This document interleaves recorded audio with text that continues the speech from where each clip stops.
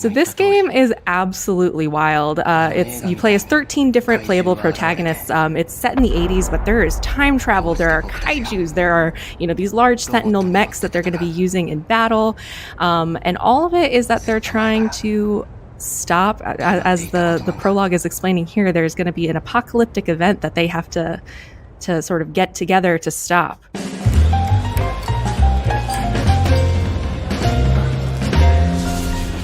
Hey guys, welcome back to PlayStation Underground. You got Kristen and Brett here, and we are checking out 13 Sentinels Aegis Rim. This is coming to us from Vanillaware and Atlus. It's going to be out on September 22nd on PS4. Hey Brett, welcome back to Underground. It's been a while. It's been a minute. Yeah, we are, we're trying out Undergrounds from home, so just a heads up for you guys, our audio might be a little bit different from what you're normally experiencing. And also just a heads up that this footage is pre-recorded. It was sent to us from Atlus. We are, getting an exclusive look at what 13 Sentinels is all about. So this footage that we're seeing right now is the prologue, and one of our heroines is about to reveal her mech. I mean, if you're going to summon a mech, there's only one way to do it, and she nailed it. Oh yeah. So this game is absolutely wild. You play as 13 different playable protagonists. It's set in the 80s, but there is time travel. There are kaijus. There are, these large Sentinel mechs that they're going to be using in battle.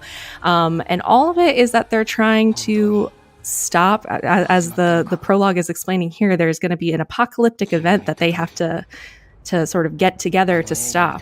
So we'll jump ahead here and check out what some of the characters are like. All right, so May 1985, Sakura High School. So we're meeting our first character, the first of the 13 playable different protagonists. This is Joro Kurabe.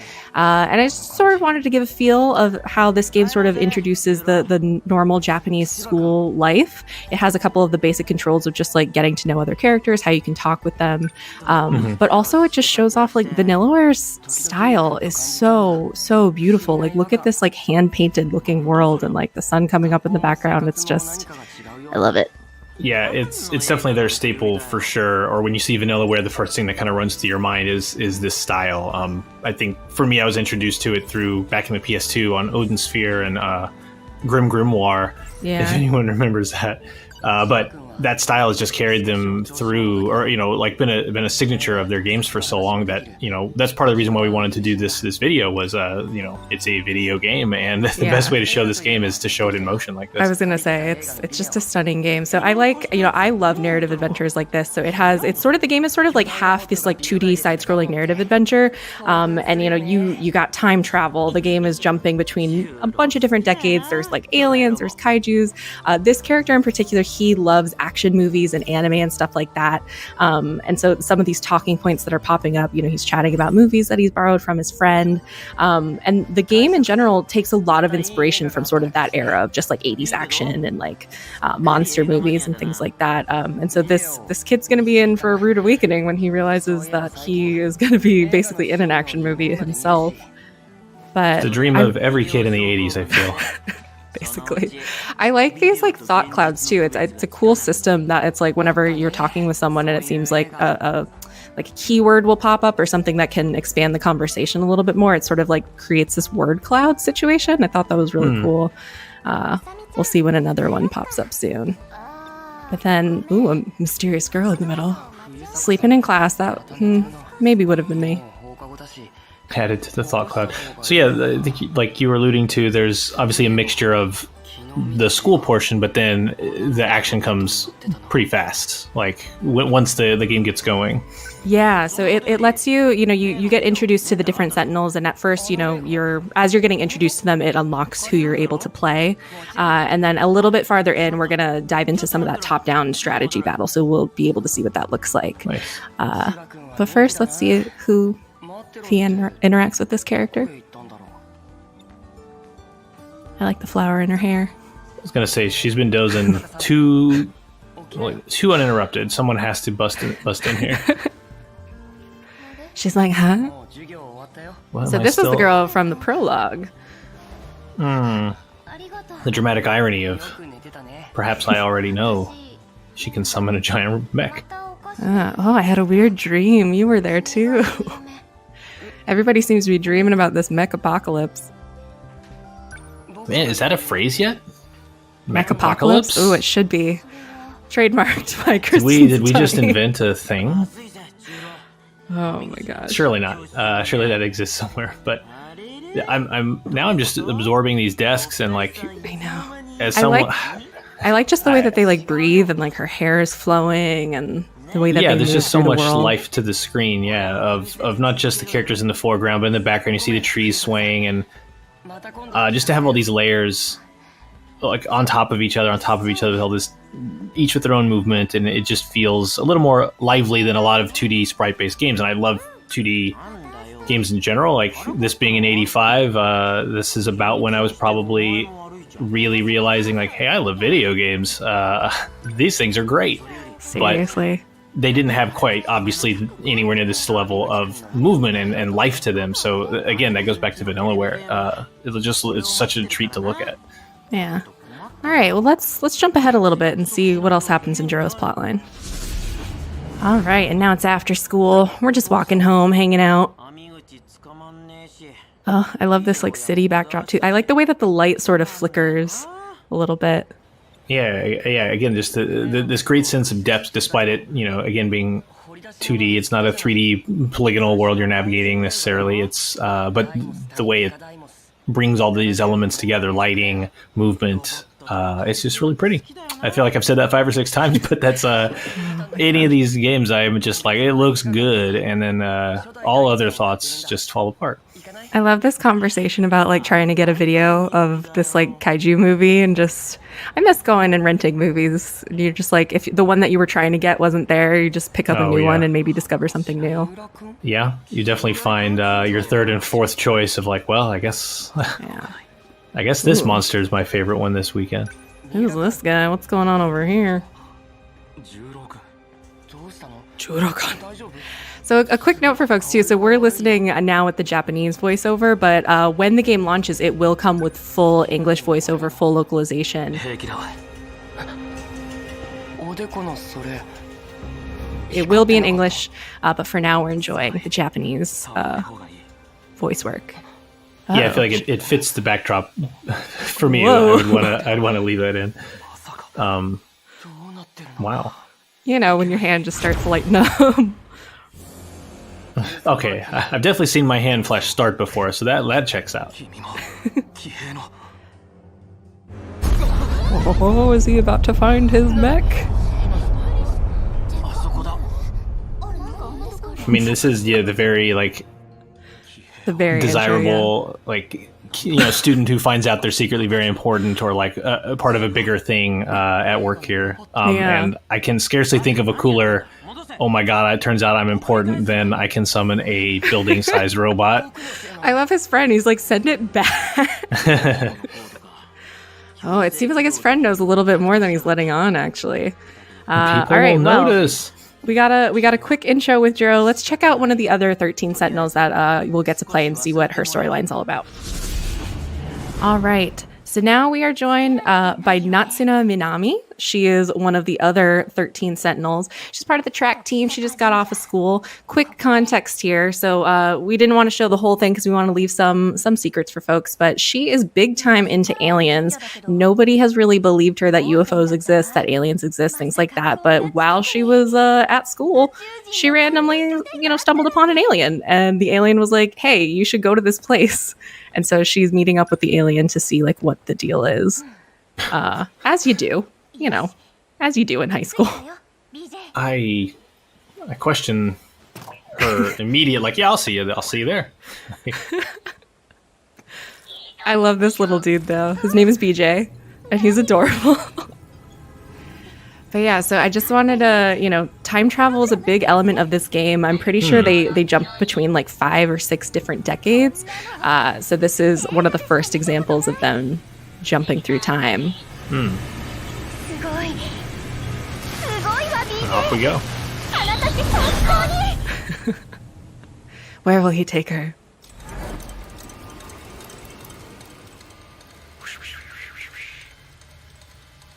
It looks forward in time, at least. So it looks like we've gone forward to the apocalyptic future that they have to try to avoid. Don't you hate it Why when have you're you just dragged me here? you're just going to your track meet, just living your life, and next thing you know. She's taking it very well. That is true. Could like, be a huh. lot worse, I guess. Well, it looks like a war. I don't know. What do you want to do now? 日本時間17時40分、政府発表がありました。 So presumably this all builds to battling in the giant robots to prevent this apocalyptic future, one would think. So it sounds like, the apocalyptic future involved, there's these like giant robots, there's aliens of the non-BJ variety. There are kaijus that rise up. So it sounds like you're time jumping, and you guys, the 13 Sentinels, basically, they each have one of those giant mechs. Each of them is individual. They have different types of powers depending on like which version that they have. And all 13 of them have to work together to try to stop it, basically. So we're going to see a little bit of combat in a bit. I want to see a little bit more about her story.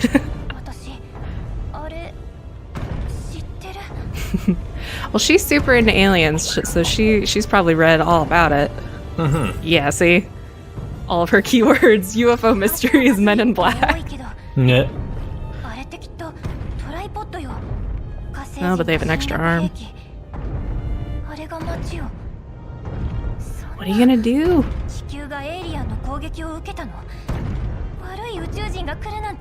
Sounds like it. It does sound like that is the goal.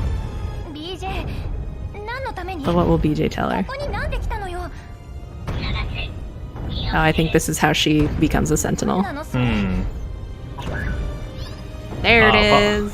Apologies. I guess yeah, you wouldn't want to lead with this. Like, hey, you can control a robot. It's like, let me set Probably up need the context first. Yeah, it's like, let me set up this big problem, and then you think, well, what can I do? Hey, Yeah. turns out Well, you know you what? are uniquely qualified. Why don't we hop into one of those Sentinels and check out what battle's like? All right, let's do this. Let's get in our Sentinel. I've been waiting to blast missiles and blow up buildings. Let me go.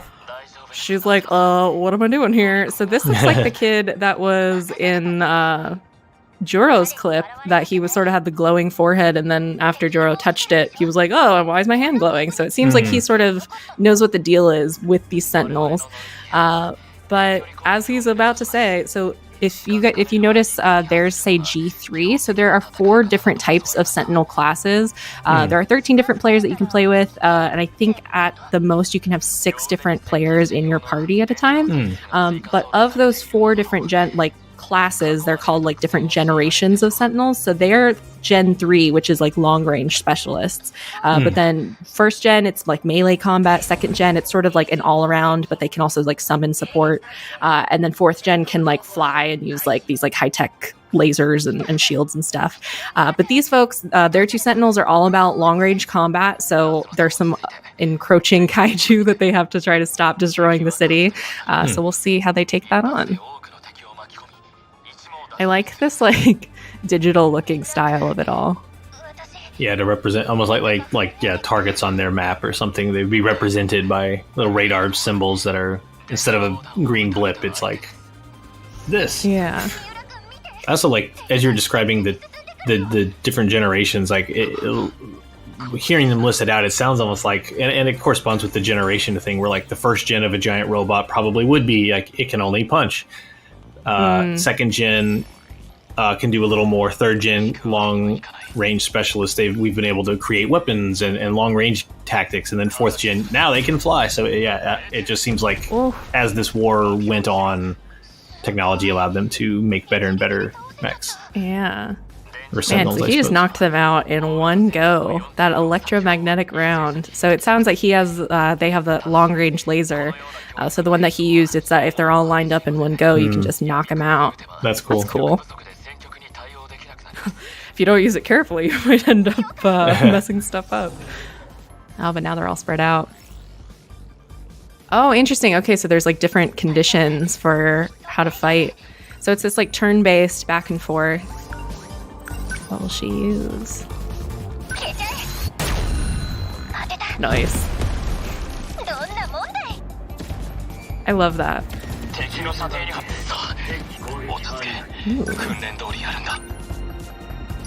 Alright, so he can also target individual ones, it looks like. Because you got your big boys and then you got your little, like, workers. Called the G-moles. I like this entire screen. It's really interesting because it's sort of like juxtaposed against like the like hand-painted, like serene looking world that they exist in. And then it's like once they're in their Sentinel, it's like we're on the map, like we're ready to destroy. Yeah, I like the use of the way the HUD. It's not like it's in first person or anything, you in the suit necessarily, but it conveys the sense of you being in a suit or in a tactical position. Yeah. With the various, like you mentioned, the way the enemies are designated in these icons, like it's not literally the monster, or like you see there, you see like a representation of it as if you're looking at a tactical screen or something, and kind of fighting remotely. It's an interesting way to approach it. Yeah. So it's interesting. There's all these different types of mechs that they're also fighting against. Uh-oh. Yeah, the combo of... Ooh. Oh, the future, we're about to there get some are... friends. Oh, nice. Nice. Alright, so here are the two characters that we saw. Our friend that was sleeping in class and Jiro have joined the battle. Nice, so it looks like they're both Gen 2, so they're a little bit more all-around help. Oh, like and they're all just class? freaking out because they didn't know everybody else was a Sentinel.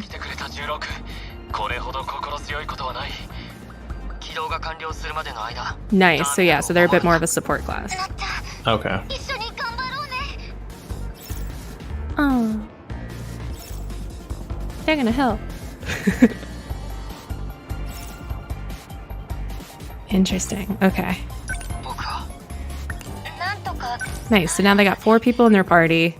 They can spread out a little bit more. And it looks like their defensive attacks are a little bit less, like where those long-range attacks seem to be much more like a very straightforward shot, or it's sort of like a laser beam. Like these ones are a little bit more about like moving stuff into place.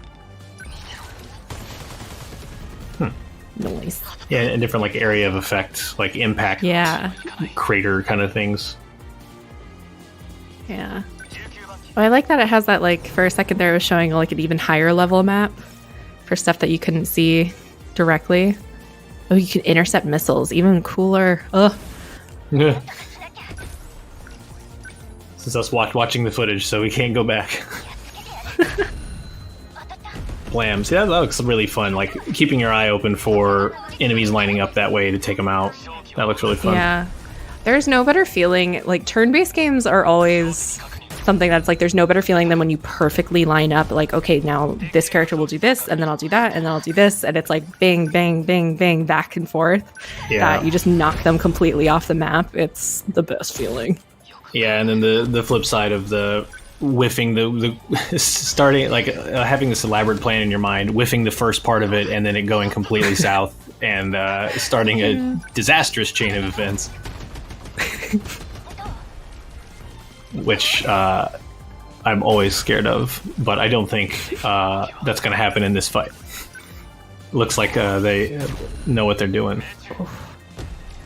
Well, it looks like they only have one more to take out. Oh, did they do it? I think they did it. Victory! Nice. All right, well, they're going to have to do that a whole lot more to continue to save time and save, their city and save the world from that apocalypse. But this has been 13 Sentinels Aegis Rim.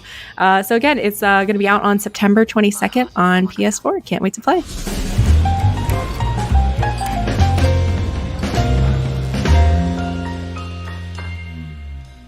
PlayStation